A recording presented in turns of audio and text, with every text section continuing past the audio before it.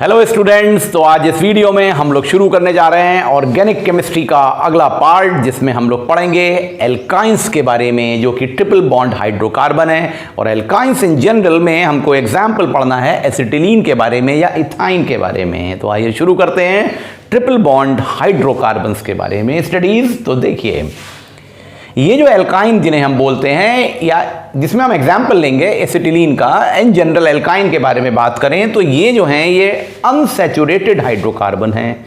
अब आपको ये बात बिल्कुल क्लियर है कि अनसैचुरेटेड और सैचुरेटेड क्या होते हैं। अनसैचुरेटेड एलिफेटिक हाइड्रोकार्बन्स हैं जिनमें कार्बन कार्बन के बीच में ट्रिपल बॉन्ड होता है उनके मॉलिक्यूल्स में, यानी कि एक ना एक पोजीशन पे ट्रिपल बॉन्ड तो जरूर पाया जाएगा। तो ये कहलाते हैं एल्काइन, कार्बन कार्बन के बीच में ट्रिपल बॉन्ड। तो ये अनसैचुरेटेड हाइड्रोकार्बन है। इनका जनरल फॉर्मूला होता है CnH2n-2, CnH2n-2।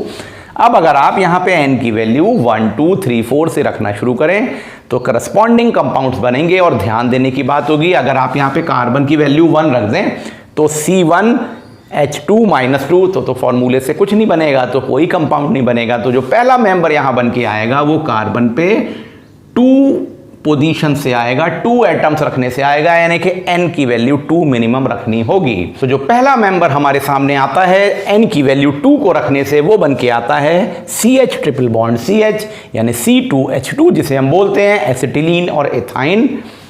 अगर आप कार्बन पे यहाँ पे 3 रख दें, 3 वैल्यू रख दें, तो देखिए CH3 single bond C triple bond CH। अब आप ये ध्यान दीजिएगा, तो ये कहलाता है C3H4 मिथाइल एसिटिलीन और प्रोपाइन।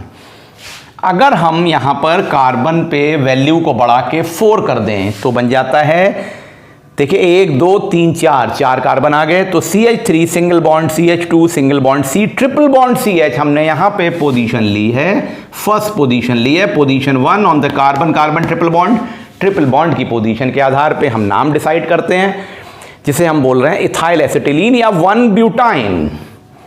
अब अगर आप इसी कंपाउंड में कार्बन की पोजीशन को बदल दें, IUPAC में आपने बहुत अच्छे से पढ़ा है, तो इस सेकंड पोजीशन आ गई कार्बन की, तो CH3 single bond C triple bond CC, जहां पे कार्बन की पोजीशन पे ट्रिपल बॉन्ड सेकंड पोजीशन पे है, कार्बन सिंगल बॉन्ड CH3, तो ये बन जाता है डाई मिथाइल। देखिए ये डाई मिथाइल हो गया ना, 2 जगह पे मिथाइल है, एसिटिलीन या 2-ब्यूटाइन कह सकते हैं, क्योंकि सेकंड पोजीशन पे कार्बन है।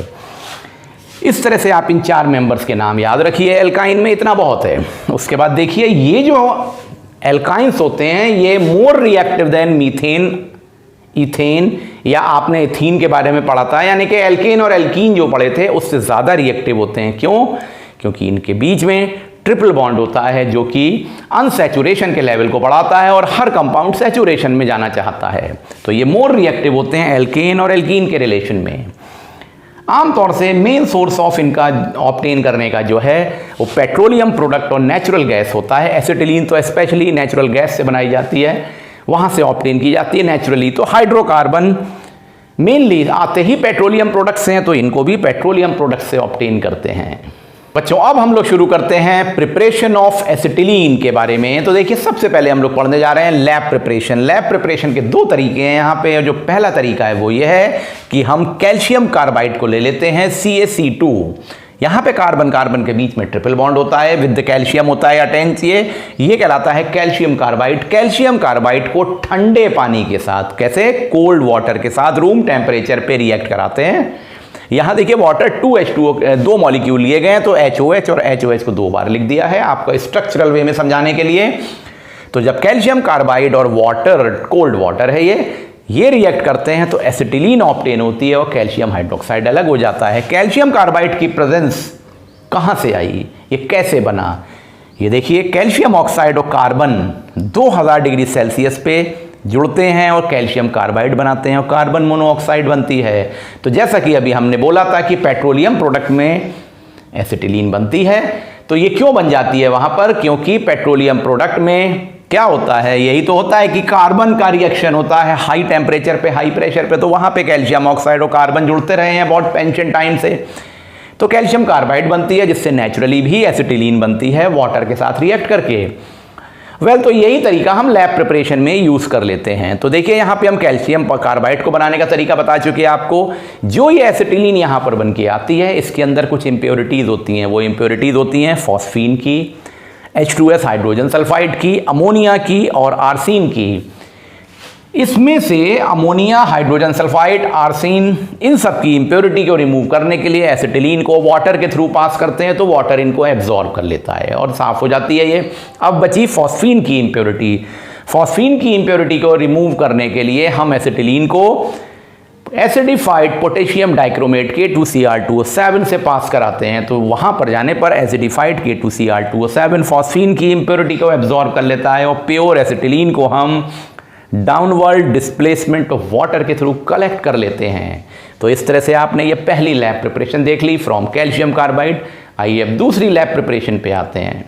तो बच्चों, सेकेंड लैब प्रिपरेशन का जो तरीका है वो होता है जिसमें हम इथाइलिन डाइब्रोमाइड, कौन सा कंपाउंड, इथाइलिन डाइब्रोमाइड को अल्कोहलिक कंसंट्रेटेड पोटेशियम हाइड्रोक्साइड के साथ रिएक्शन करवाते हैं।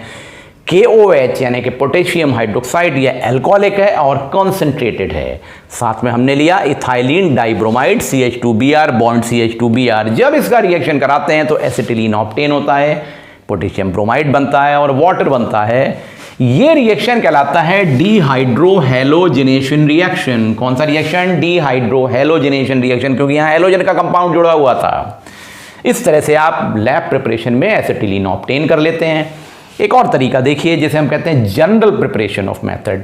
इसके लिए बिल्कुल सिंपल तरीका है, फ्रॉम मीथेन और natural gas by the thermal decomposition और पायरोलिसिस। जो आप पहले मीथेन की प्रॉपर्टीज में पढ़ चुके हैं, जब मीथेन को 15 डिग्री सेल्सियस पे हाई टेम्परेचर है और हाई प्रेशर की कंडीशन पे डिकम्पोज किया जाता है थर्मली यानी गर्म करके, तो इसे प्रोसेस को कहते हैं पायरोलिसिस। और ये ब्रेकअप करके एसिटिलीन बना लेता है और साथ में हाइड्रोजन रिलीज हो जाती है।